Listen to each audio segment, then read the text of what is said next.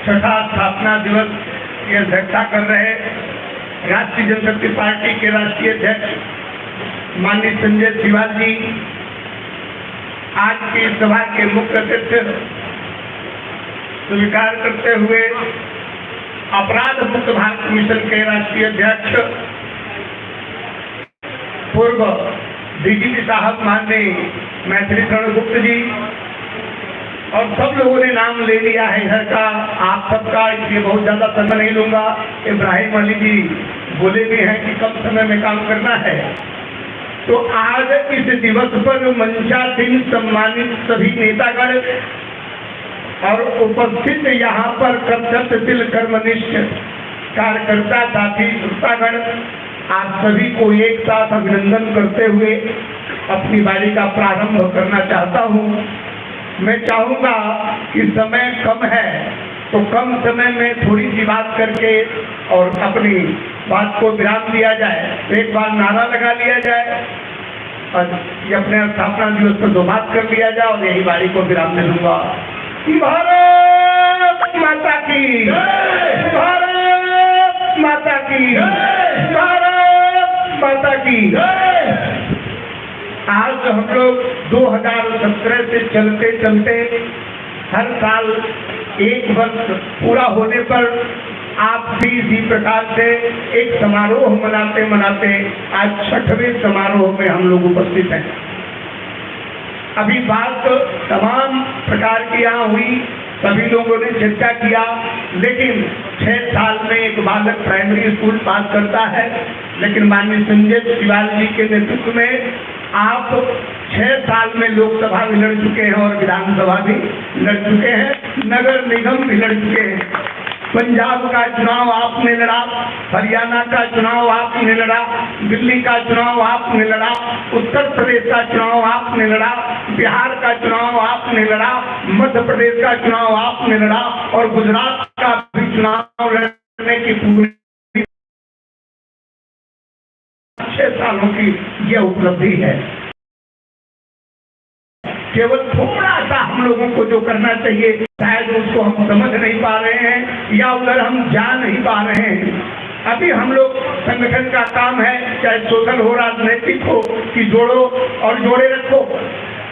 एक और काम है संगठन में, एक और काम है संगठन में, जोड़ो और जोड़े रखो। ये काम तो संगठन का मुख्य कार्य होता ही है, लेकिन एक और कार्य है कि लोगों से जुड़ो, लोगों से जुड़ो। जितना इस पार्टी को लोगों से जोड़ोगे, जितना इस संगठन को लोगों से जोड़ोगे, जितना दूर तक ले जाकर के इसको जोड़ते चले जाओगे, अपने आप संगठन का विस्तार होता चला जाएगा। जब हम जुड़ते हैं तो संख्या इकट्ठा होती है, और जब इसे हम जोड़ते हैं इसका प्रचार प्रसार होता है। इन दोनों चीजों की जरूरत पड़ती है, इसका प्रचार प्रसार भी हो और लोग भी हमारे साथ है।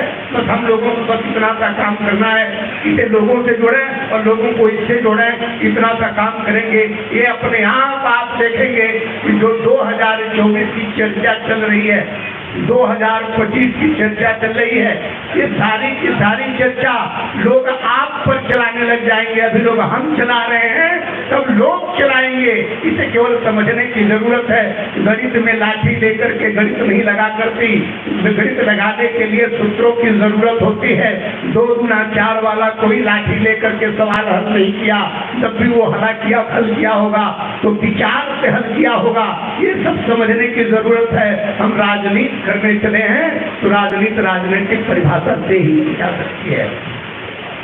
अब समय कम है, बहुत ज्यादा इधर उधर नहीं जाना चाहूंगा।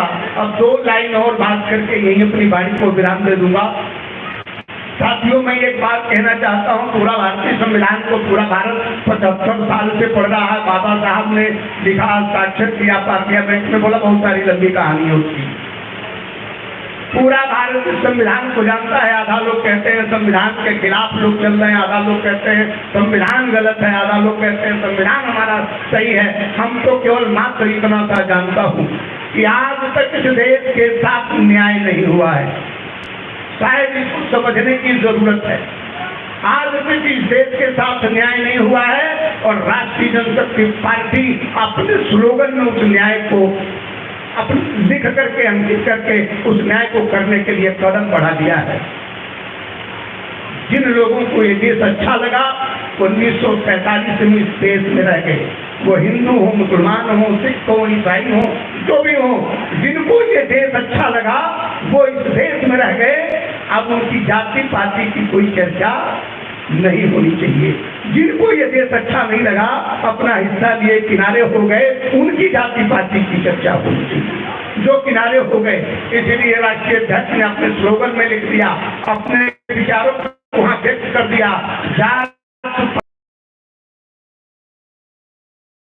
हित से नाता में रहते हो, उससे काट पर रखो, आपस का काम ना करो। जो लोग भटे भटे हैं वही लोग खटे हैं, और खटने के बाद कटे हैं। तो क्यों हम गलत रास्ते पर जाते हैं? अपने रास्ते को सही करें, और जब तक हम सही नहीं करेंगे हम विवादास्पद बने रहेंगे। इसलिए इस 6वें स्थापना दिवस पर हम लोग संकल्प लिया जाए कि राष्ट्रीय जनशक्ति पार्टी का एक एक कार्यकर्ता जात पात की बात नहीं करेगा। ये सब एक बरादरी है, ये बरादरी मानवता की है, ये बरादरी भारत देश की है, ये बरादरी इस देश का स्तंभ है। जो राष्ट्रीय जनशक्ति पार्टी में है यही लोग स्तंभ है, क्योंकि यदि ये स्तंभ नहीं होते तो 75 साल से तो तमाम पार्टियां चल रही, एक राष्ट्रीय जनशक्ति पार्टी और बनाने की क्या जरूरत थी? जरूरत तो बड़ी हो गई, कोई खास काम रहा होगा। भारतीय संविधान कहता भय नहीं होना चाहिए, भूख नहीं होनी चाहिए, भ्रष्टाचार नहीं होना चाहिए, अत्याचार नहीं होना चाहिए, अनाचार नहीं होना चाहिए। आज 75 सालों से ये सब चल रहा है, इसका मतलब संविधान पर काम नहीं हो रहा। यहाँ पर लोग कहते हैं महिलाओं को न्याय मिलना चाहिए, मजदूरों को न्याय मिलना चाहिए। अरे कहते कहते 75 साल हो गए, का मतलब न्याय आज तक नहीं मिला। हम नहीं कह रहे, ये एहसास करने की बात है। जब ये मिल गया होता तो कहना बंद होता था।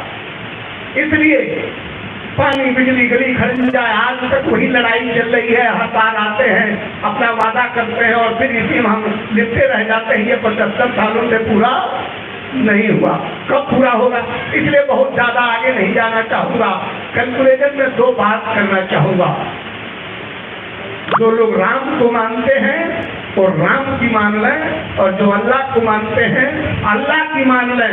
सारी लड़ाई इस देश में खत्म हो जाएगी, किसी लड़ाई की जरूरत नहीं। वो तो हम बेईमान लोग हैं, हम बेईमान लोग हैं।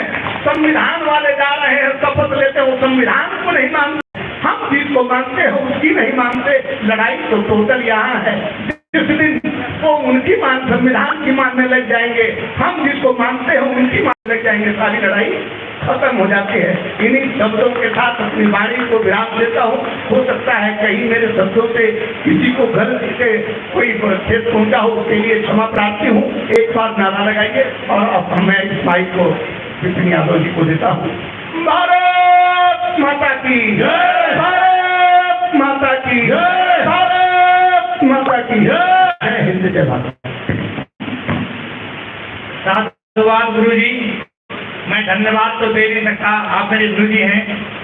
अब हमारे बीच हैं जोगी माथुर जी।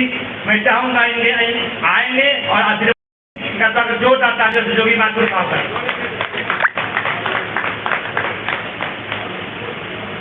बहुत बहुत धन्यवाद। आदरणीय मंच को प्रणाम, आप सभी को प्रणाम, सलूट और सलाम। राष्ट्रीय जनशक्ति पार्टी को हृदय की गहराइयों से साधुवाद, आशीर्वाद, शुभकामनाएं देता हूँ। क्यों देता हूँ उसका कारण बता देता हूँ। इसलिए इसमें जुड़े हुए कुछ लोग हमसे दिल से संपर्क है, भावनाओं से संपर्क है। संजय भाई को लाते हैं, मंच मिल गया, माइक मिल गया है। तो इसलिए कहना चाहता हूँ कि जितनी भी राजनीतिक पार्टियां हैं, 47 से लेकर आज तक उन्होंने देश को, समाज को, मानव जाति को पार्टीशन में बांटा है। इसके अलावा कोई काम नहीं करे। वोट बैंक बढ़ाने के लिए मुस्लिम समाज को ये दो, उसको ऐसे भगाओ, हिंदू समाज को ये दो, उसको ऐसे भगाओ। और जितने भी सिख समाज है, जैन है, जितने संप्रदाय हैं, सबको सिर्फ लॉलीपॉप देते हैं, रेडियो काटते हैं, भगाते हैं। आज तक किसी न किसी भी समाज का जिसके वो नाम लेते हैं, सत्ता में जाते हैं, राज करते हैं, कोई से समाज का आज तक उद्धार कर दिया था, एक समाज का बता दो कुछ उसमें तो समाज का कर दिया है, किसी का नहीं है। इसमें सबसे बड़ी बात क्या है कि तो जात पात का चक्कर छोड़ो, राष्ट्र से नाता जोड़ो, ये सबको दिल से होने वाली बात है। इसी के लिए हम सब युवा निधि जुड़े हुए हैं राष्ट्रपति के साथ में। और हम चाहेंगे कि दिल्ली से लेकर सेंटर तक बहुत बड़े बैठे हैं, इस जीत को आप किस्तों में बना लो। अब तो पहले थोड़ी जीत, फिर और बड़ी जीत, फिर से और बड़ी जीत, तो ये जीत और ये सफर, ये रास्ता आसान हो जाएगा। हम राष्ट्र इसकी बात में, मानवता इसकी बात में, सर्वे इसकी बात में, भाई संजय सवाल दिए राष्ट्रीय जनशक्ति पार्टी से, अमित जी ये सब मिले हुए साथ में एक दूसरे बैठ कर चर्चा करेंगे। और अब तो एक और बुजुर्ग है ये दीदी साहब मैत्री शंकुप्त जी, ये तो भारतीय संविधान में तो बात बोलते हैं, तो भारत के संविधान और कानून को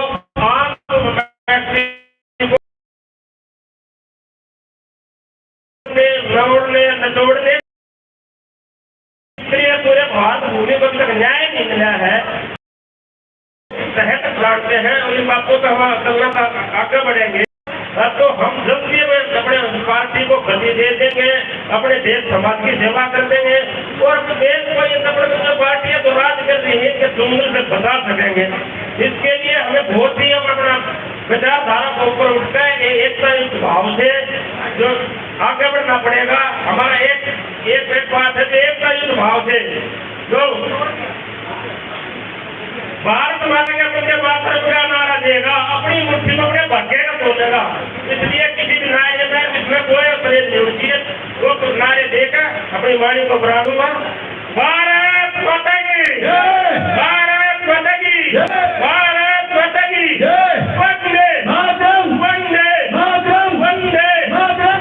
जय हिंद, जय भारत, जय राष्ट्रपिता, जय मानवता। आपने बुलाया, मान सम्मान दिया, बोलने का मौका दिया, सब सभी को बहुत बहुत धन्यवाद। साथ हुआ आपकी शुभकामनाएं, तो काम पड़े हमें आदेश दिया, हम हर प्रकार से आपके साथ में हैं। उन्हें बहुत बहुत धन्यवाद।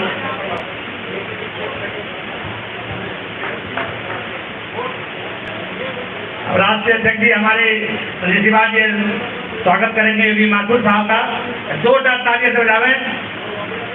साथियों, माथुर साहब को ये नहीं लगना चाहिए कि मैं लेट आया तो मेरा सम्मान कम हुआ। तालियों में जैसी गर्म ज्योति पहली बारी थी, ऐसी दोबारा होनी चाहिए। तो जब मैं माला इनके गले में डालूं तो इनको एहसास होना चाहिए कि मैं लेट नहीं आया।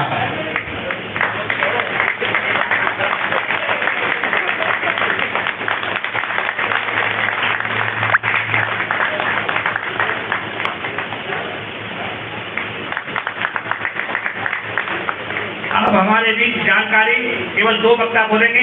पार्टी का स्थापना दिवस है, केक कटेगा, उसके बाद भोजन होगा। मैं उन हस्ती को बुला रहा हूँ। तेरे चेहरे में वो जादू है, मैं डीजीपी साहब के लिए कह रहा हूँ, तेरे चेहरे में वो जादू है, बिना डोर खिंचा जाता हूँ, जाना होता है कहीं पथरी और चलाता हूँ। अब हमारे बीच आ रहे डीजीपी साहब का स्वागत जोरदार तालियों से। डीजीपी साहब जिंदाबाद, डीजीपी साहब जिंदाबाद।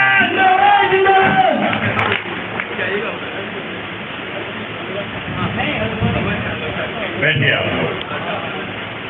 आज एक विशेष अवसर है और मैं पार्टी के दूसरे अवसर पर उपस्थित हो रहा हूँ। मैं मार्च 2022 में जब कार्यकर्ताओं का एक सम्मेलन था, उसमें पिछली बार मैं आया था और उस महत्वपूर्ण मीटिंग में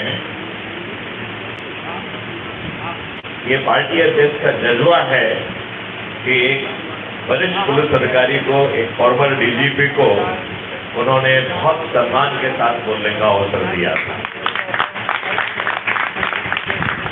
वो कोई पूर्व नियोजित कार्यक्रम नहीं था, वैसी मेरी बात हुई, उन्होंने मुझे इनवाइट किया और उसमें मैं पहुंचा। आज तो पूर्व नियोजित है और घोषित मुख्य अतिथि भी हूँ और मैं आपका ध्यान एक बात पर किसी का नहीं गया है। यदि आप बैनर को ध्यान से देखेंगे तो मैं अब इस पार्टी का राष्ट्रीय संयोजक भी हूँ। राष्ट्रीय अध्यक्ष जी अपने भाषण में जो है इस पर रोशनी डालेंगे।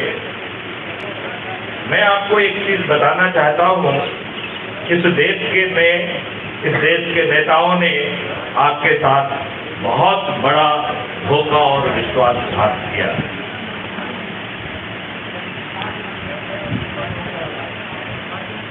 इसको सब बात करें।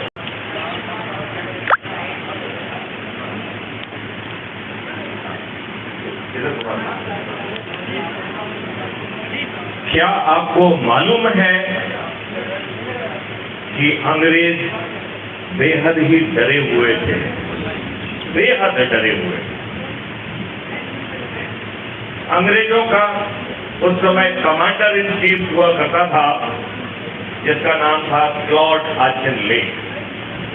उसने लगभग 12 पत्र लिखे हैं जो इंटरनेट पे अवेलेबल हैं पूरी किताब के फॉर्मेट में।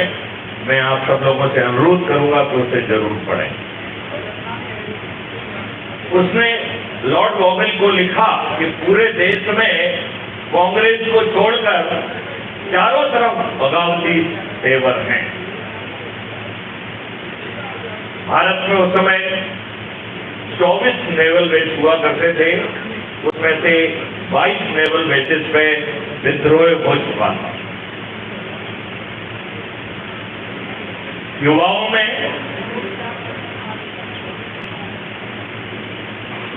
फ्रीडम फाइटर्स में एक अजीब जज्बा था, बगावती तेवर थे और बगावती तेवर इतने भयानक थे अंग्रेजों के आदेश मानने से इनकार कर।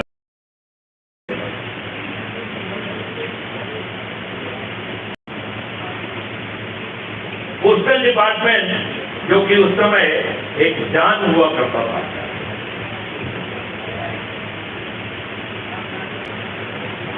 उसने अंग्रेजों के आदेश मानने से इनकार कर दिया। आप सोचिए, यदि आपका खून जो है रुक जाए तो आप कितने मिनट जिंदा रहेंगे। तो पोस्टल डिपार्टमेंट ने इनके आदेश मानने से इनकार कर दिया। रेलवे डिपार्टमेंट जो दूसरा संचार का माध्यम था, उसने इन्हें स्ट्राइक पर जाने का नोटिस दे दिया।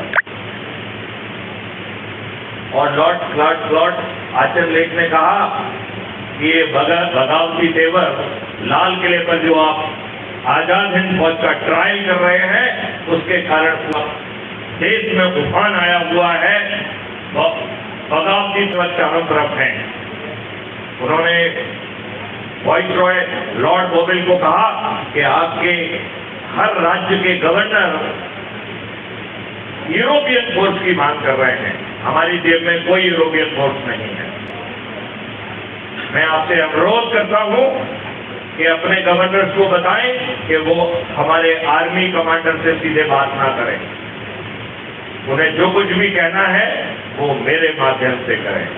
और उन्होंने लॉर्ड वॉवेल को कहा कि जो आप आजाद हिंद फौज का ट्रायल कर रहे हैं, इसे तत्काल स्थगित किया जाए। इतिहास इस बात का गवाह है कि वो ट्रायल स्थगित हुआ। जो अंग्रेज बिना किसी कसूर के सरदार भगत सिंह जैसे व्यक्ति को, जिसने मात्र धुएं का पटाखा या बम फोड़ा था, जिससे मात्र धुआं निकलता था, कोई व्यक्ति मरता नहीं था।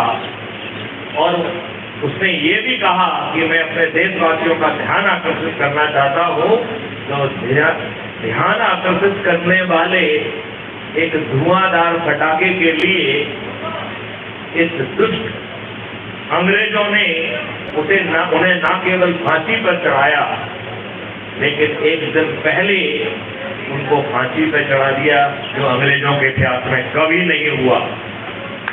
ये भी कोशिश की गई कि सरदार भगत सिंह के शव को गुपचुप जो है नदी में बहा दिया जाए, दफना दिया जाए, किसी को मालूम ना पड़ पाए। भला वो उस ड्राइवर का, भला वो 4 पुलिस वालों का जिसने ये बात आपकी तरह फैला दी, और सरदार भगत सिंह का अंतिम जो संस्कार हुआ वो बहुत सम्मान हुआ। ऐसे बगावती तेवर के बीच में क्लॉड ऑस्टिन लेक ने एक एग्जिट प्लान सबमिट किया। एग्जिट प्लान का मतलब समझते हैं क्या है कि इन बगावती तेवरों के बीच में सभी अंग्रेजों का बचाना तो मुश्किल नहीं है, कुछ मुट्ठी भर अंग्रेजों को हम बचा के ले जाना चाहेंगे। वो कौन होंगे, किस रास्ते से ले जाएंगे, और उसे लॉर्ड बॉबिल ने अनुमोदित किया। क्या ये पर्याप्त? अंग्रेज बेहद ही डरे हुए थे। जब अंग्रेज डरे हुए थे, हमारे ये दुष्ट राजनेता अपने व्यक्तिगत लाभ के लिए इन्होंने इस देश की जनता के साथ षड्यंत्र करते हुए सत्ता का हस्तांतरण स्वीकार किया। 1946 में डायरेक्ट एक्शन डे के तहत जो हजारों और लाखों लोगों की हत्याएं हुई थी, उसके साक्ष्य उपलब्ध होते हुए भी इन दुष्ट राजनेताओं ने जब इस देश का बंटवारा स्वीकार ही कर लिया था, तो सुरक्षित रूप से भारत में वापस आ जाए। जो भारत आना चाहते हैं या जो पाकिस्तान जाना चाहते हैं, वो भी सुरक्षित पहुंच जाए। इस बात का कोई भी कदम नहीं उठाया, एक भी प्रयास नहीं किया। यदि आप भाई राजेंद्र जी को ध्यान से सुने, उन्होंने तो इतना रिसर्च करके रखा है कि 14 अगस्त 1947 को जवाहरलाल नेहरू एडमिना के साथ बैठ के बुलेट नामक फिल्म को देखा। इतने दुष्ट है ये राजनेता जिन्होंने लाखों लोगों की हत्याएं करा दी। षड्यंत्र के तहत इस देश का सत्ता का हस्तांतरण डरे हुए अंग्रेजों से उनकी शर्त पर देश के विभाजन करते हुए स्वीकार किया। ये राजनेता नहीं है, ये राजनेता भी नहीं है, ये देशद्रोही है।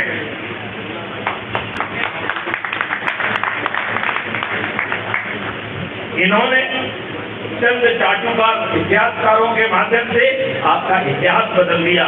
जो इतिहास आप पढ़ते हो वो झूठा है, और उन्होंने उन्हें पद्म भूषण दिया, पद्म विभूषण दिया।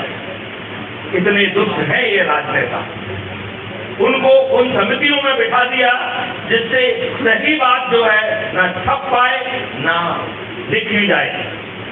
ये इतने डरे हुए और गद्दार है राजनेता कि एक फिल्म आंधी जिसमें बहुत दूर दूर की थोड़ी समानता थी, उसे रिलीज नहीं होने दिया। इतने डरे हुए दुष्ट लोग हैं। ये इतने घटिया लोग हैं कि इन्होंने संविधान को नहीं माना। जो हमारे भाई नारायण जी कह रहे थे, उन्होंने इस देश के संविधान को नहीं माना। इस देश के संविधान ने भारत के हर नागरिक को समानता का अधिकार दिया। इस देश में किसी भी नागरिक को जाति, धर्म, कास्ट और क्रीड के नाम पर उसमें मतभेद नहीं किया जा सकता है, डिस्क्रिमिनेट नहीं किया जा सकता है। इन दुष्ट लोगों ने असमानता पैदा करते हुए कानून बनाए। इतने देशद्रोही हैं ये कोई देशभक्त नहीं है। ये सोचने की बात है कि इन्होंने समझौता करते हुए आप पर कौन से नियम थोपे हैं? मालूम है कौन से नियम है? कितने लोगों को मालूम है कि आपके ऊपर कौन से नियम थोपे हुए हैं? 1857 की क्रांति को गिरफ्त करने के लिए जो कानून बनाए गए थे, भारतीयों को कुचलने के लिए जो कानून बनाए गए थे, भारतीयों को तबाह करने के लिए जो कानून बनाए गए थे, और 1857 जैसी क्रांति न हो जिसके लिए जो कानून बनाए गए थे, इस दुष्ट राजनेताओं ने उसे न केवल आपके ऊपर लादा, बल्कि आज 75 साल बाद भी वही कानून आप पर थोपे हुए हैं। एक ऐसी दुष्ट और लाटता व्यवस्था को आपके ऊपर थोपा जिसका मैं कल नतीजे था, जिसका मैं स्वयं हेड था, और 2-4 साल नहीं रहा, पूरे 7 साल था। उन 7 सालों के दौरान क्राइम फ्री भारत का एक कॉन्सेप्ट नोट बनाकर गवर्नमेंट ऑफ इंडिया को सबमिट किया गया, जिसमें 2 साल के विचारण के बाद 2019 में उसे भारत सरकार ने नेशनल पुलिस मिशन के रूप में स्वीकार किया। आपको जान के ताज्जुब होगा, आज उसका project head and nodal officer Maithili Sharan Gupt ही है। लेकिन मुझे ये दुष्ट राजनेताओं की पूरे चरित्रावली मालूम है। इनके रहते इस देश को अपराध मुक्त भारत नहीं मिल सकता। तब मैथिली शरण गुप्त ने एक क्राइम फ्री भारत मिशन बनाया, जो आपके यहाँ लिखा हुआ है अपराध मुक्त भारत मिशन। और इस मिशन का विस्तार करते हुए 21 लक्ष्यों के साथ आपको परिवर्तित भारत देने की बात कही।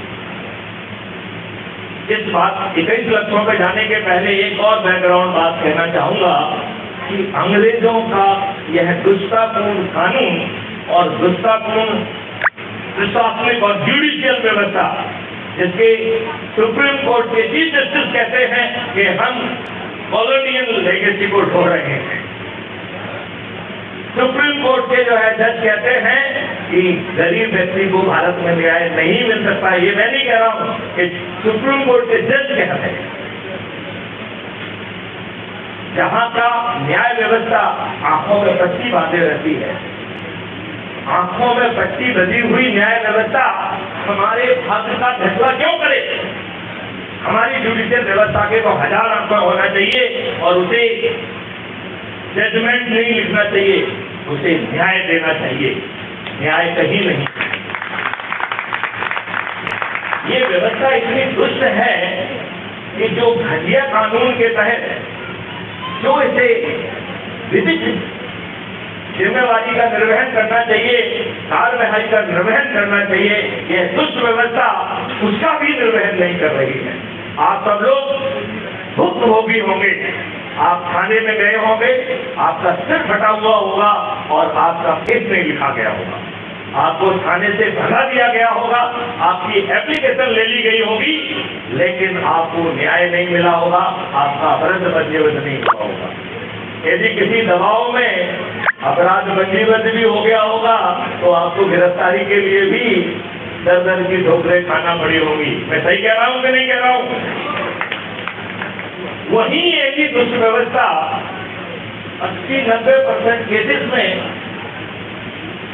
बाहुबलियों, धनबलियों और इन दुष्ट राजनेताओं के कहने पर झूठे और फर्जी मुकदमे जानते हुए जो है ना कायम कर रही है।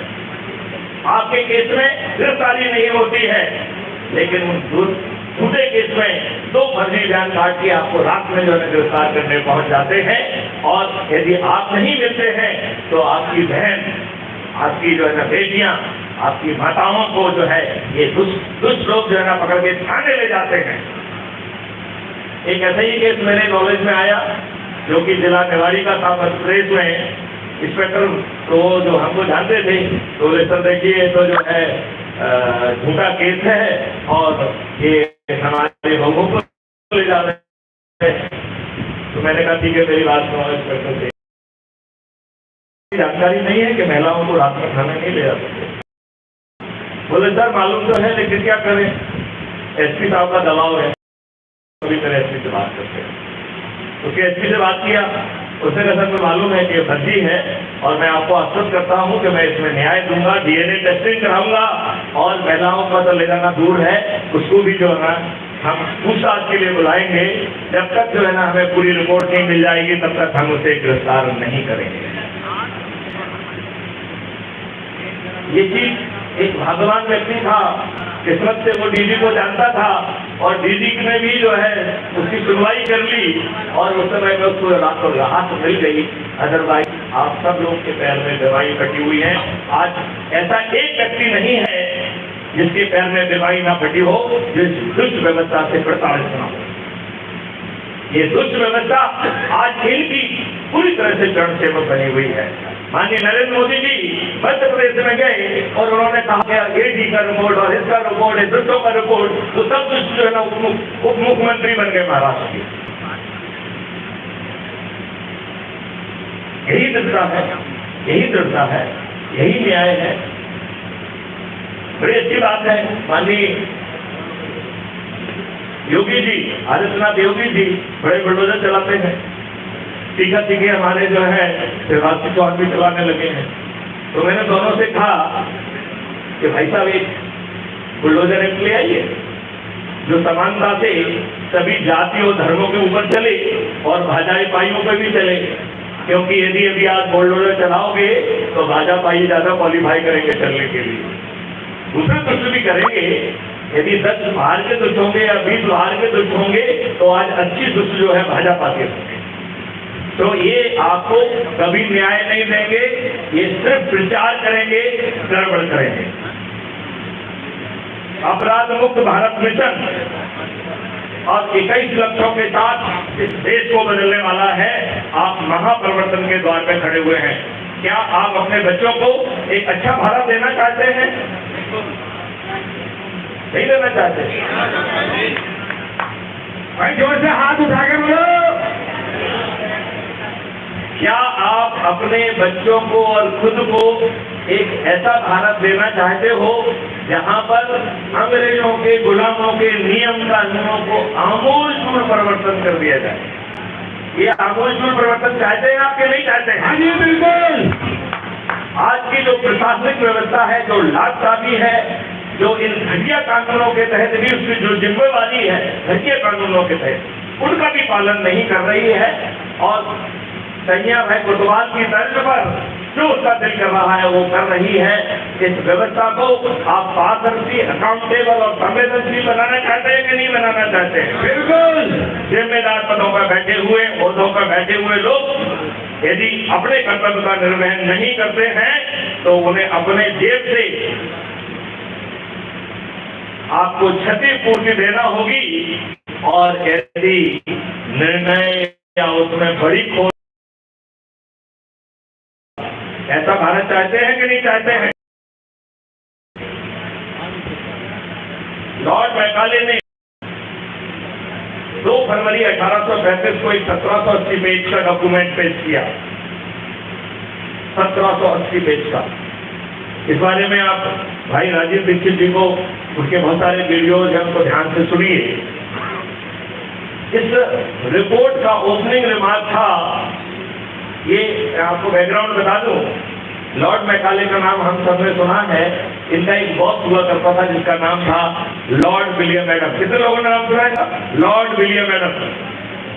तो लॉर्ड विलियम एडम और लॉर्ड मैकाले ये दोनों प्राणी देश के हर नूक एंड कॉर्नर में गए और 3 साल के अध्ययन के बाद 2 फरवरी में इन्होंने एक 1780 पेज की रिपोर्ट पेश की। वो रिपोर्ट आपके सिलेबस का हिस्सा होना चाहिए, जिससे आपको मालूम पड़े कि आप कितने महान थे। हमारा एक प्रधानमंत्री जिसको डॉक्टर मोहन सिंह या मनमोहन सिंह कहते हैं, वो उसको डीलिट की डिग्री लेने गया तो वो 45 मिनट तक यही भाषण देता रहा कि हे अंग्रेजों तुम महान हो, यदि तुम नहीं आते तो मैं तो बेकार ही था।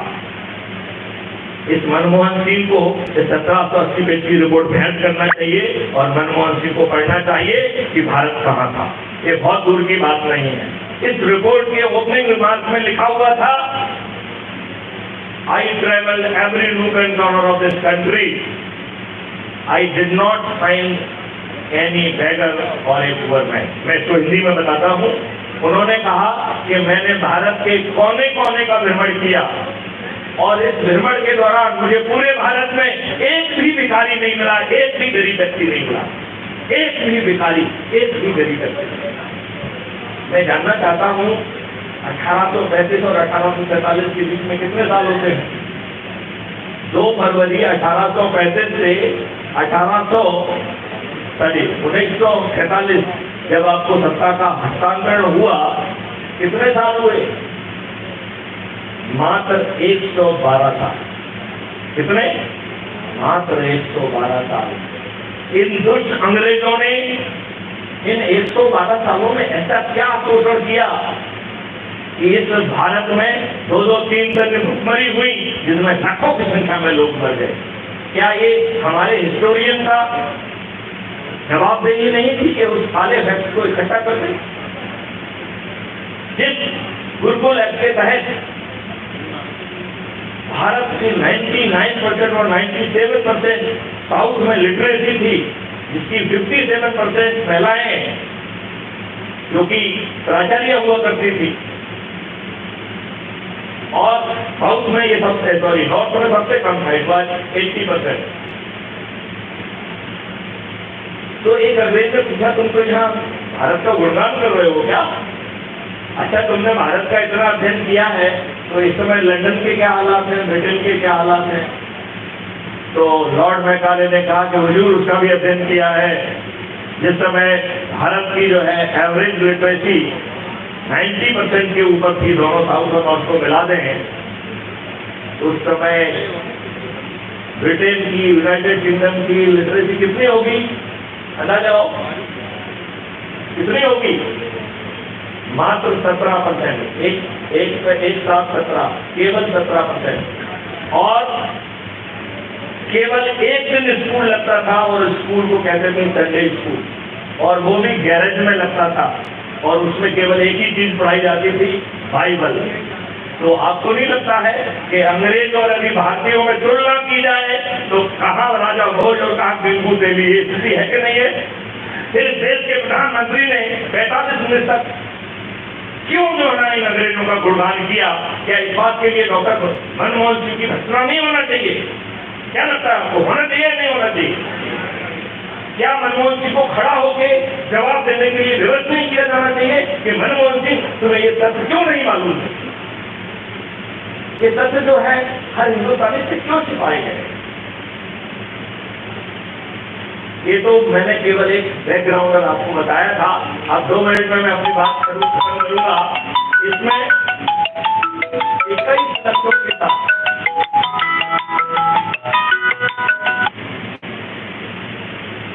इसमें 21 लक्ष्यों के साथ महापरिवर्तित भारत आपके लक्ष्यों में खड़ा हुआ है। मैं उसको यदि विस्तार से बताऊंगा तो शायद 1-8 घंटे का समय लग जाएगा, लेकिन आपका लंच आपका इंतजार कर रहा है, और मैं इतना निर्दयी नहीं हो सकता हूं कि आपको लंच से दूर कर दूं। तो मैं आपको आह्वान करता हूं कि आप सभी लोग अपने अपने मोबाइल फोन को खोलकर उसमें क्राइम फ्री भारत लिखेंगे तो उसमें 3800 से अधिक वीडियो है जो बता रहे हैं कि देश को कैसे बदल दिया जाए। उसके मॉडल डेवलप किए हुए हैं, उसकी टेक्नोलॉजी डेवलप की हुई है।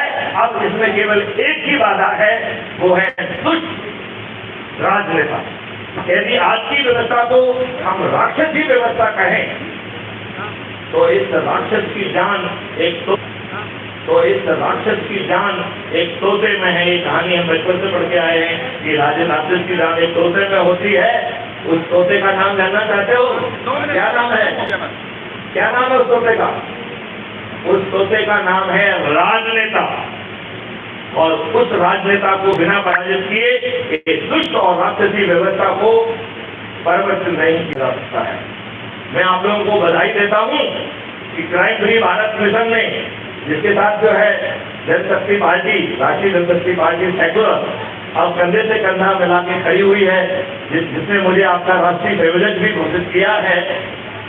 अब मैं आपको बताना चाहता हूं कि सभी राजनीतिक पार्टियों के सभी राजनेता, मैं कोई एक्सेप्शन नहीं कर रहा हूं, मैं माननीय नरेंद्र मोदी जी को भी उससे नहीं हटा रहा हूं, मैं माननीय अमित शाह को भी उससे नहीं हटा रहा हूं। मेरा शंखनाद सुनिए, अपराध मुक्त भारत मिशन का शंखनाद सुनिए। सभी राजनीतिक पार्टियों के सभी राजनेता, अभी आप हमारे साथी कह रहे थे कि 40 सीट मिलेगी, 50 सीट मिलेगी, कोई 40 सीट नहीं रहेंगी। पूरी 543 सीट रहेंगी। इन दुष्ट राजनेताओं को किसी भी सीट पर विजय नहीं मिलेगी। मैं घोषणा करता हूं, बात की कि 3-3, 4-4, 5-5 बार, 6-6 बार के विधायक, सांसद, मंत्री और मुख्यमंत्री मतदान के पहले अपनी हार स्वीकार करेंगे। मतदान के बाद नहीं, मतदान के पहले। ये भनक मॉडल है। जो क्या कह रहा है कि लोगों के सर पे ताज रखिए, लोगों को जोड़िए, जो सबसे अधिक लोगों को जोड़ेगा वो चंद्रगुप्त कहलाएगा। तो मध्य प्रदेश की स्थिति में 230 मत जो है चंद्रगुप्त होंगे, राजस्थान की स्थिति में 200, छत्तीसगढ़ की स्थिति में 90 और उत्तर प्रदेश की स्थिति में 430। इन जो भी चंद्रगुप्त होगा वो कब घोषित होगा? जिस दिन चुनाव की घोषणा होगी उस दिन चंद्रगुप्त घोषणा होंगे। और वो किस आधार पर होंगे?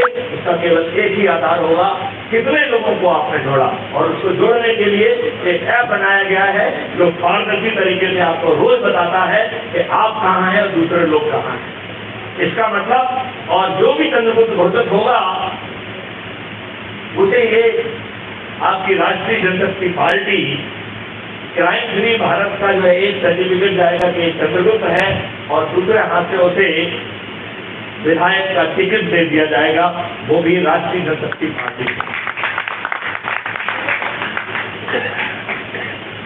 आप में से कोई भी व्यक्ति चंद्रगुप्त बनने के बाद अपने लिए वोट नहीं मांगेंगे, क्योंकि आप तो जो है 1000, 2000, 5000 को जोड़ेंगे, आप तो जीतने वाले 5 लाख से हैं।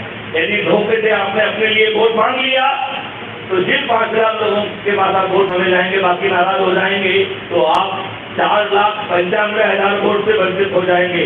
लिहाजा भारत का क्राइम फ्री भारत मिशन का चंद्रगुप्त किसी के सामने हाथ जोड़कर ये नहीं कहेगा कि मैं खड़ा हुआ हूं, मुझे वोट दो। वो क्या कहेगा? मैं क्राइम फ्री भारत का चंद्रगुप्त हूं और मैं आपको परिवर्तित भारत देने आया हूं। आपको अपने लिए, अपने बच्चों के लिए परिवर्तित भारत चाहिए क्या? तो वो सामने वाला कहेगा हाँ चाहिएगा, तो कहेगा जुड़ जाइए। फिर आप कहेंगे कि साहब वोट कहाँ से आएंगे जुड़े, वो कैसे होगा, जीतेगा कैसे? तो उसकी व्यवस्था जो है सदस्य की शपथ में है। किसमें है? सदस्य की शपथ में है। मैं चाहूंगा कि हमारे राष्ट्रीय अध्यक्ष को अपना उद्बोधन दें, तो आप सब लोग खड़े होकर क्राइम फ्री भारत मिशन के सदस्य की शपथ को पढ़ेंगे। वो आगे पढ़ेंगे, आप पीछे पीछे पढ़िए, जिससे कि यहाँ पर इतने लोग कम से कम शपथकृत और संकल्पित होंगे जो भारत को बदल देंगे। जिन्होंने 35 साल सरकार को दिए और कानूनों को सुधारा, अगर हम शपथ उन्हीं से लिया जाए तो कैसा? आवाज नहीं आई। चलिए, तो मुझे तो हर चीज कंठस्थ है। एक बार तो खड़े आप लोग अपनी जगह पे खड़े हो जाइए। शपथ ले लेते हैं और उसके बाद क्योंकि केक पिघलने वाला है, केक काटेंगे।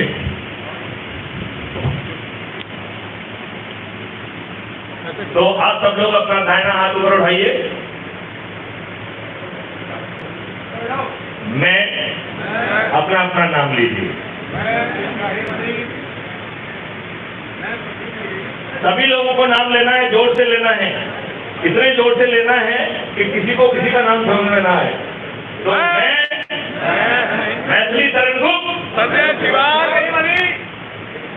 भारत माता को साक्षी रखते हुए भारत माता को साक्षी रखते हुए भारत माता की शपथ लेता हूँ। भारत माता की शपथ लेता हूँ कि मैं अपने देश को अपराध मुक्त बनाने के लिए, अपने देश को अपराध मुक्त बनाने के लिए, भ्रष्टाचार मुक्त बनाने के लिए, भ्रष्टाचार मुक्त बनाने के लिए, निरोगी और दीर्घायु बनाने के लिए, निरोगी और दीर्घायु बनाने के लिए, समृद्ध बनाने के लिए, समृद्ध बनाने के लिए क्राइम फ्री भारत मिशन के सदस्य की शपथ लेता हूँ। क्राइम फ्री भारत मिशन के सदस्य की शपथ लेता हूँ। मैं अपने परिवार और उनसे जुड़े हुए लोगों को, मैं अपने परिवार और उनसे जुड़े हुए लोगों को प्रतिदिन 10 लोगों को जोड़ूंगा। प्रतिदिन 10 लोगों को जोड़ूंगा। यह काम केवल 9 दिन ही करना है, तो कुल मिला के 90 लोगों को जोड़ूंगा। कुल मिलाकर के 90 लोगों को जोड़ेंगे।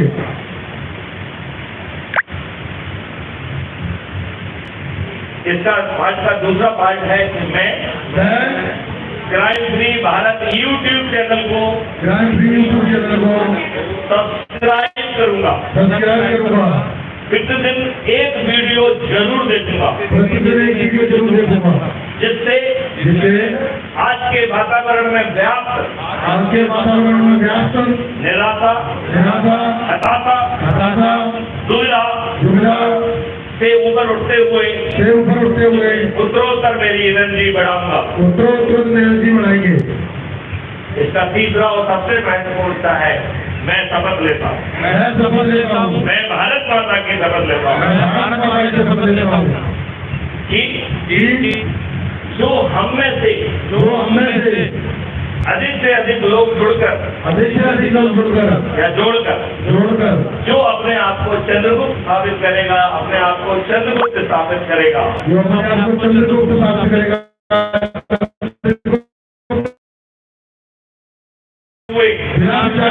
छत पर चढ़ूंगा,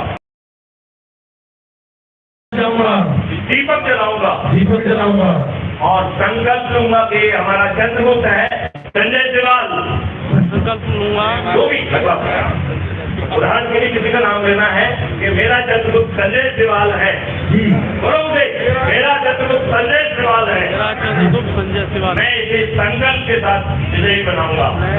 संकल्प के साथ विजयी बनाएंगे। हमारे चंद्रगुप्त संजय सिवाल का हमारे चंद्रगुप्त संजय सिवाल जी का ईवीएम मशीन में सर्वल क्रमांक 3 पर स्थित है। मैं पोलिंग बूथ में जाकर उस ईवीएम मशीन में सर्वल क्रमांक 3 हमारे चंद्रगुप्त संजय सिवाल चुनाव चिन्ह चक्की के सामने बटन दबाकर उन्हें संकल्प के साथ विजयी बनाऊंगा। ये बात मैं अभी खत्म नहीं हुआ, अभी असली कहानी आ रही है। राइट,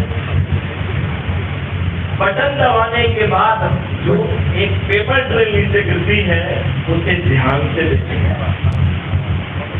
उस बटन दबाने के बाद जो पेपर ट्रेल नीचे गिरेगी उसे ध्यान से देखूंगा। बोलो सबको, जो पेपर ट्रेल गिरेगी बटन दबाने के बाद उसको ध्यान से हम लोग सभी देखेंगे और इस बात पर ध्यान देंगे कि वो संजय सिवाल की है कि नहीं है, मतलब हमारे चंद्रगुप्त की है या नहीं। हमारे उस पर ध्यान देंगे कि वो हमारे ही चंद्रगुप्त की है या नहीं।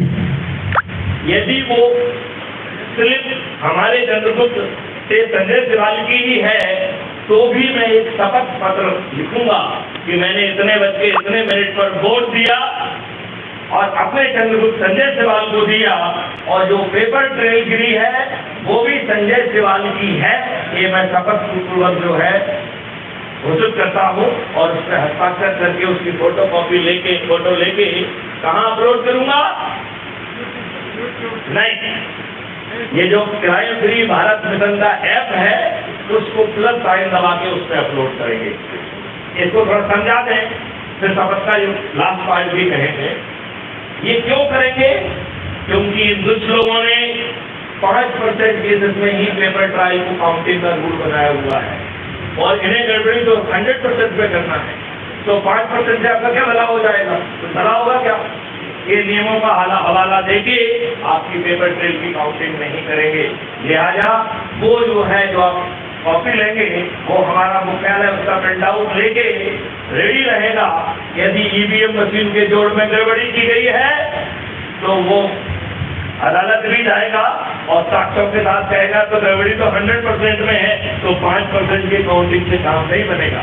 राइट, अब इसकी अंतिम शपथ है, इसका जो अच्छा है कि यदि पेपर ट्रेल में हमारे चंद्रगुप्त की जगह कमल का फूल छपा हुआ है तब हम ये शपथ पत्र वहाँ के प्रिसाइडिंग ऑफिसर पोलिंग बूथ के प्रिसाइडिंग ऑफिसर के नाम से लिखेंगे कि पोलिंग बूथ फलाने के प्रिसाइडिंग ऑफिसर, मैं शपथ पूर्वक बयान देता हूँ कि मैं फलाना हूँ, मेरा वोटर ID क्रमांक फलाना है और मैंने अपने चंद्रगुप्त संजय सिवाल को वोट दिया था, लेकिन हमें ताज्जुब हुआ जब जो है उसमें कमल का फूल निकला। लिहाजा ये मशीन बंद है। मैं आपसे अनुरोध करता हूँ, ये आपका कर्तव्य है कि इस मशीन को जब्त करिए, इस चुनाव को रद्द करिए और जिस व्यक्ति ने इसमें गड़बड़ी की है उसको जेल भेजिए। लेकिन आप घबरा मत रहिए, ये पोलिंग ऑफिसर 1992 से बूथ कैप्चरिंग कराते रहे हैं। अभी आपने एक वायरल वीडियो देखा होगा कर्नाटक का जिसमें वो बटन दबाते जा रहा है, नहीं तो शपथ का इसको रिपीट कर देते हैं फॉर्मेट में। मैं शपथ लेता हूँ कि यदि पेपर ट्रेल मेरे चंद्रगुप्त की नहीं है और किसी अन्य की है, तो मैं ये शपथ पत्र जो भाषा मैंने बताई है, इस भाषा में वहीं पर लिखकर फोटो कॉपी लेके हम अपने ऐप पर अपलोड कर देंगे प्लस साइन दबाकर, और वो आवेदन जो है पोलिंग बूथ को दे देंगे, जिसमें वो पोलिंग बूथ अधिकारी कुछ नहीं करेगा। लेकिन हमारा सेंट्रल कार्यालय उसको प्रिंट आउट लेके 9 बजे गड़बड़ी पकड़ेगा तो 9:30 बजे कोर्ट में पहुंच जाएगा कि ये चुनाव रद्द करो, इस मशीन को जब्त करो। लिहाजा ये दुष्ट राजनेता ना ईवीएम मशीन में गड़बड़ी कर पाएंगे, ना ही ये दारू बेच पाएंगे, ना ही ये साड़ी बेच पाएंगे।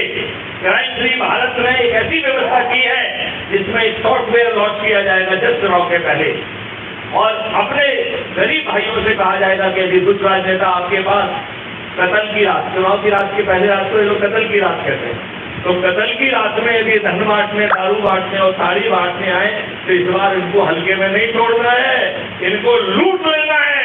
अब चंद्रगुप्त जो है हमारे क्राइम फ्री भारत के सदस्य, विशेष तौर पर गरीब सदस्य, इनको लूटेंगे और कत्ल की रात को महाकत्ल की रात कर देंगे, और इनसे कहेंगे कि 2000 में हम बिकने वाले नहीं हैं, 20,000 दो, एक बोतल नहीं 20 बोतल दो, एक साड़ी नहीं 12 साड़ियां दो। अब आप लोग हाथ नीचे करिए। तो इस प्रकार जो है, हाँ बैठे, इस प्रकार और एक सॉफ्टवेयर से पूरी कार्रवाई रिकॉर्ड होगी और उसी समय सर्वर पर पहुंच जाएगी, और क्राइम फ्री भारत सरकार बनाएगा तो उसी दिन जो है एक ऑर्डिनेंस जारी होगा, और उस दिन रात में इन सब दुष्ट राजनेताओं को, जैसे इमरजेंसी के समय अच्छे लोगों को पुलिस खोज रही थी, उस दिन जो है हमारी पुलिस इन दुष्ट राजनेताओं को पकड़ पकड़ के जेल में घुसते। आओ महापरिवर्तित भारत को जमीन पर उतारे। जय हिंद, जय भारत, वंदे मातरम। बहुत बहुत धन्यवाद साहब ने दोनों हाथों से कसम खिलवा दिया, पूरे ईमानदारी से काम करना। अब जो है मैं मुख्य काम भूल गया था। आज जो है जनतांत्रिक राष्ट्रीय जनशक्ति पार्टी राष्ट्रीय जनशक्ति पार्टी सेकुलर का 6वां जन्मदिन है। मैं इसके राष्ट्रीय अध्यक्ष को बहुत बहुत बधाई देता हूँ। मंच पर बैठे हुए सभी मंचानी मुखर्जी हमारे साथियों को मैं अभिवादन करता हूँ। जो मुझे पहले करना चाहिए था वो बाद में कर रहा हूँ, और मैं आपको विश्वास दिलाता हूँ क्राइम फ्री भारत मिशन और आपकी पार्टी का राष्ट्रीय संयोजक आपको विश्वास दिलाता है कि यदि आप लोगों ने इसी ऊर्जा के साथ काम किया तो इस देश में किसी भी राजनीतिक पार्टी का, जिसमें माननीय नरेंद्र मोदी और माननीय अमित शाह भी सम्मिलित होंगे, इनमें से एक भी व्यक्ति, चाहे वो 3-3, 4-4 साल बाद का विधायक, सांसद, मंत्री और मुख्यमंत्री होगा, वो भी पराजित हो जाएगा। और जब क्राइम फ्री भारत मिशन के सदस्य छत पर चढ़कर थाली बजाकर दीपक जलाकर उद्घोष कर रहे होंगे तो इन दुष्टों को प्रचार करने में मन नहीं लगेगा, इन्हें आम सभाएं लेने में मन नहीं लगेगा। जब चारों तरफ जो है थाली बज रही होगी, दीपक जल रही होगी, तो रिपोर्टर उसे कवर करेंगे कि नहीं करेंगे। जब ये टीवी पे शो चल रहा होगा तो इन राजनेताओं से पूछा जाएगा कि चारों तरफ तो थालियां बज रही हैं, आपका क्या कहना है। तो क्या ये राजनेता अपनी नजर नीचे नहीं कर लेंगे? ये लोग मतदान के पहले अपनी हार स्वीकार करेंगे। जाने के पहले एक बहुत महत्वपूर्ण बात मुझे कहना है। मेरे साथी ने कहा कि सर आप रोज रोज कहते हो कि 9 दिन में जो है ना हो जाएगा, 9 दिन। आप तो 4 महीने हो गए, 5 महीने हो गए, आपने क्या कर लिया? मैंने कहा मैं छोटी सी बात आपसे पूछ लेता हूँ, 100 मीटर कितनी कम दूरी होती है? 100 मीटर दूरी 1 मिनट से भी कम में पूरी होती है और बल्कि कुछ सेकंडों में पूरी हो जाती है। मैंने कहा भाई साहब यदि आप अपनी जगह पे खड़े रहेंगे तो 100 मीटर दूरी आप कितने सालों में तय करेंगे? मैंने कहा फिर मुझे अपना आंसर मिल गया। जय हिंद, जय भारत, वंदे मातरम। धन्यवाद सर। केवल 5 मिनट हमारे बीच अब राष्ट्रीय सदन सेक्युलर के राष्ट्रीय अध्यक्ष संजय सिवाल जी आ रहे हैं, अपनी बातों रखेंगे। स्वागत जोरदार तालियों से। संजय सिवाल जिंदाबाद, जिंदाबाद जिंदाबाद संजय सिवाल जिंदाबाद, जिंदाबाद जिंदाबाद राष्ट्रपति पार्टी जिंदाबाद, जिंदाबाद जिंदाबाद डीजीपी साहब जिंदाबाद। जिंदाबाद जिंदाबाद। बहुत बहुत धन्यवाद डॉक्टर साहब। मैं तो बड़ी देर से इंतजार कर रहा था कि सबको बुलवा रहे हैं, पता नहीं मेरा नाम लेंगे कि नहीं। साथियों, बेईमानी इनका धर्म है और ये नेता बड़े बेशर्म हैं। बेईमानी इनका धर्म है और ये नेता बड़े बेशर्म हैं। देख लेते हैं वहां पर रोटियां जहां पर तवा गरम है। आज की इस सभा के मुख्य अतिथि और मंच पर आसीन और हमारे प्रेरणा स्रोत आदरणीय पूर्व डीजीपी साहब मैत्री शरण गुप्त जी, उन्हीं के साथ मंच पर बैठे महामंडलेश्वर योगी माथुर जी, उन्हीं के साथ मंच पर बैठे और मंच की शोभा बढ़ा रहे भाई किशन लाल जी, उन्हीं के साथ मंच पर बैठे उन्हीं के साथ मंच पर बैठे राष्ट्रीय जनशक्ति पार्टी के राष्ट्रीय प्रवक्ता, आज का मंच संचालन कर रहे बड़े भाई विपिन यादव जी, उन्हीं के साथ मंच पर बैठे नवनियुक्त सचिव बड़े भाई रमजान खान जी, उन्हीं के साथ मंच पर बैठे और मंच की शोभा बढ़ा रहे बड़े भाई राष्ट्रीय जनशक्ति पार्टी के प्रधान महासचिव, राष्ट्रीय प्रधान महासचिव अमर सिंह जी, और मेरे साथ पूरे देश में कंधे से कंधा मिलाकर इस संगठन को, राष्ट्रीय जनशक्ति पार्टी को घर घर तक पहुंचाने में लगे मेरे ITI सेल के राष्ट्रीय अध्यक्ष बड़े भाई छोटे भाई प्रदीप गिरी जी, और यहाँ पर उपस्थित बिहार प्रदेश से आए राष्ट्रीय जनशक्ति पार्टी के प्रदेश अध्यक्ष ओम प्रकाश सिंह जी, यहीं पर उपस्थित यहाँ हरियाणा प्रदेश से अपनी टीम के साथ आए हमारी पार्टी के प्रदेश अध्यक्ष रिटायर्ड सूबेदार मेजर महेंद्र सिंह मेहरा जी, उन्हीं से इसी कड़ी में इस प्रोग्राम को सफल बनाने में लगे दिल्ली प्रदेश के संगठन महासचिव भाई धर्मवीर शौकीन जी, अपनी टीम के साथ इस संगठन को मजबूती देने में लगे दिल्ली प्रदेश के महासचिव भाई इब्राहिम अली जी, इसी पार्टी के संगठन को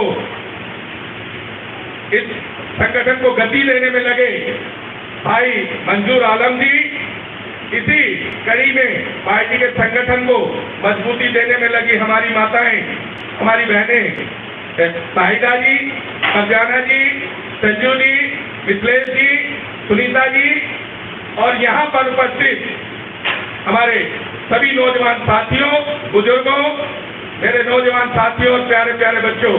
साथियों, सर्वप्रथम आपको आपकी पार्टी के 6वें स्थापना दिवस की आपको हार्दिक हार्दिक शुभकामनाएं। साथियों, जैसा कि आप सभी लोग जानते हैं कि नेताओं का बड़ा काम है, कि नेताओं ने बहुत बड़ा काम किया है, और नेताओं को उनका बड़ा काम करने के लिए प्रेरित कौन करता है? हम और आप। और जब समाज में नेता की जरूरत होती है तो नेता हमसे 10 कदम दूर खड़ा मिलता है, होता है कि नहीं? लेकिन राष्ट्रीय जनशक्ति पार्टी का एक एक कार्यकर्ता, एक एक पदाधिकारी आपके साथ कंधे से कंधा मिलाकर काम करता है और इस संगठन को मजबूती देने का काम करता है। वरना इन नेताओं ने तो बहुत बड़ा काम किया है और बेजुबान मकानों को भी एक नाम दिया है, किसी को हिंदू और किसी को मुसलमान दिया है। साथियों, कहते हैं कि संगठन में बड़ी ताकत होती है और ताकत संगठन में ही होती है। ये आप भी जानते हो, हम भी जानते हैं, क्योंकि ये संगठन कभी रानी के पेट से राजा पैदा हुआ करते थे, लेकिन आज बाबा साहब भीमराव अम्बेडकर के संविधान की वजह से आज एक रंग को राजा बना दिया जाता है। और वो रंग को राजा बना दिया जाता है किसके माध्यम से? आपकी वोट के माध्यम से। क्योंकि साथियों, राष्ट्रीय जनशक्ति पार्टी एक राजनीतिक दल है, और जैसा कि आपने अभी डीजीपी साहब के मुख से सुना कि इन राजनेताओं ने हमारे ऊपर वो घटिया कानून हमारे ऊपर थोपे हुए हैं, जिसे हम और आप हमेशा प्रताड़ित होते रहते हैं, और हमें बोलने की कोई इजाजत नहीं होती। और एक अदना सा कर्मचारी, एक अदना सा सिपाही आपको दूर दराज करके बात करता है। लेकिन साथियों, अपराध मुक्त भारत मिशन के 21 मॉडल के तहत हम 2024 में इस देश को बदलेंगे, क्योंकि हमारे साथ पूर्व डीजीपी मैथिली शरण गुप्त जी खड़े हैं, और इन माध्यम से, इन कानूनों के माध्यम से, डीजीपी साहब की सोच से हम लोग इस देश को बदलने जा रहे हैं। लेकिन हम लोग इस देश को आपके बगैर नहीं बदल सकते। अगर आप चाहते हैं कि डीजीपी साहब इस देश को बदले, संजय शिवाल इस देश को बदले, राष्ट्रीय जनशक्ति पार्टी इस देश को बदले, अपराध मुक्त भारत मिशन इस देश को बदले, तो आपको एक पहल करना होगा।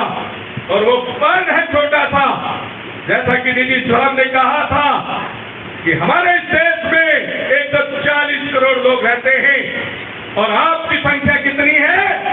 सिर्फ 90 लोग आपके हिस्से में आते हैं। तो क्या हम इस वरण को पूरा कर पाएंगे? जो साथी इस वरण को पूरा कर पाएगा, वो परमात्मा के दिए हुए सुंदर सुंदर दोनों हाथों को ऊपर उठा के डीजीपी साहब को एहसास करा दो कि साथियों, कहते हैं कि चांदनी रात में बरसात बुरी लगती है, चांदनी रात में बरसात बुरी लगती है। दिल में अगर दर्द हो तो, दिल में अगर दर्द हो, चांदनी रात में बरसात बुरी लगती है। घर में अगर अर्थी हो, बारात बुरी लगती है। लेकिन जब आदमी के दिल में दर्द होता है, तो आदमी को आदमी की हर बात बुरी लगती है। तो मैं तो ये कहना चाहता हूँ कि साथियों, जब तक हमारे इस दिल में दर्द है और इस दर्द को हम लोग महसूस करते हैं, तो आप लोगों को 2024 में हमें आपको ज्यादा देरी नहीं करनी है, क्योंकि 7 और 8 महीने हमारे बीच हैं। हमारे पास जो काम करने की क्षमता है वो 7 से 8 महीने की है। तो हम लोग ये मान लें कि हम लोग 2024 में अपराध मुक्त भारत मिशन के 21 मॉडल के साथ में इस देश को बदलेंगे। जोर से बोलो भाई, सारे लोग हाथ उठा गए। तो हम लोग आज इस पार्टी के 6वें स्थापना दिवस पर मैं अपनी ओर से, अपनी पार्टी के तमाम कार्यकर्ताओं की ओर से, आपने अपना यहाँ जो कीमती समय दिया है, उसका आभार जताने से पहले, क्योंकि हम लोग दिल्ली प्रदेश में हैं और दिल्ली प्रदेश की कमान सलीम सैफी जी के हाथों में है। तो साथियों, कहते हैं कि मेहमान आता तो अपनी मर्जी से है, लेकिन जाता तो मेजबान की मर्जी से है। जब तक हमें सलीम सैफी जी ये नहीं कहेंगे कि तुम लोग जाओ, तो हम लोग कहीं जाने वाले नहीं। क्यों? क्योंकि यहाँ सामने केक भी तो रखा है, और पार्टी के जन्म दिवस पे और अपने जन्म दिवस पे अगर केक ना कटे तो वो जन्मदिन कैसा? तो केक काट लिया जाए ना इससे पहले। हाँ जी। तो साथियों, पहले केक काटने के बाद सलीम सैफी जी आपका आभार व्यक्त करेंगे और आपको धन्यवाद देंगे कि आपने जो बरसात में इतना कीमती समय हम लोगों को दिया है। राष्ट्रीय जनशक्ति पार्टी हमेशा आपका ऋणी रहेगी, और आने वाले समय में आपको यह आश्वस्त करती है कि आप ही को राष्ट्रीय जनशक्ति पार्टी के माध्यम से एमएलए भी बनाएगी और सांसद भी बनाएगी और मंत्री भी बनाएगी और मुख्यमंत्री भी बनाएगी और प्रधानमंत्री भी बनाएगी और राज्यपाल भी बनाएगी और राष्ट्रपति भी बनाएगी। तो साथियों, एक बार जब केक कटे तो आप लोगों को राष्ट्रीय जनशक्ति पार्टी जिंदाबाद जिंदाबाद के नारे लगाने हैं। तो आप लोगों की इजाजत हो तो केक को काटा जाए। हाँ जी, कौन कौन केक को काटना चाहता है? जो केक को काटना चाहता है वहीं खड़ा हो जाए और हम लोग जब केक को काटेंगे तो राष्ट्रीय जनशक्ति पार्टी जिंदाबाद जिंदाबाद के नारे आपने लगाने हैं। केक बोलो। गिरी साहब के आगे देखिए। गिरी साहब, ये जो केक है ये गिरी साहब ने दान किया पार्टी को और साथियों पार्टी दान से चल रही है क्योंकि संजय श्रीवास्तव फक्कड़ है, उसके पास कुछ नहीं है। तो पार्टी में दान की बड़ी आवश्यकता है। तो जिस भाई का जब दिल करे पार्टी का अकाउंट ले ले और उसे चुपचाप पैसे जमा करें। जी बिल्कुल। मेरे साथियों, मैं आप लोगों को इस बात में थोड़ी करेक्शन करना चाहूंगा। ये कोई दान नहीं है। मैं पूरी दिल्ली वालों की तरफ से, दिल्ली की टीम की तरफ से रिप्रेजेंटेशन दे रहा हूं और आप लोगों से ये आदेश मांगता हूं, क्या दिल्ली की टीम की तरफ से मैं केक को हाथ लगाऊं? हाँ जी बिल्कुल। तो बस राष्ट्रीय जनशक्ति पार्टी सेक्युलर जिंदाबाद जिंदाबाद। राष्ट्रीय जनशक्ति सेक्युलर पार्टी जिंदाबाद जिंदाबाद। जोर से बोलो, मन लगा के बोलो, राष्ट्रीय जनशक्ति पार्टी सेक्युलर जिंदाबाद जिंदाबाद। संजय शिवाजी जिंदाबाद जिंदाबाद। संजय शिवाजी जिंदाबाद जिंदाबाद। जी साहब, मेहदी शेर गुप्त जी जिंदाबाद जिंदाबाद।